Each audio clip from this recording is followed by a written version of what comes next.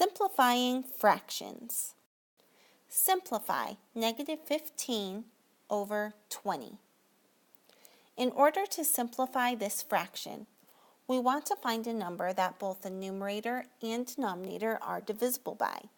To show this mathematically, we can rewrite 15 and 20 as the set of prime factors and then cancel the like factors that they have on the top and the bottom.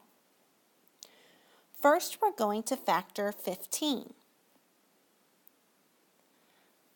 15 is 3 times 5.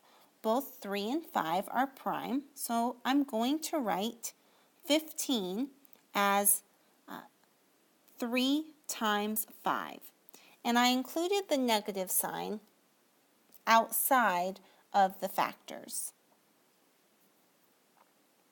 Now I'm going to factor 20.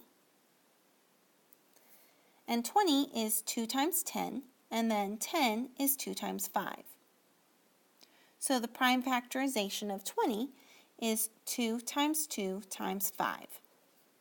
Now I can see that both 15 and 20 have 5 in common because I have a factor of 5 on the top and I have a factor of 5 on the bottom. Since I have like factors on the top and bottom of the fraction bar, I can cancel these like factors.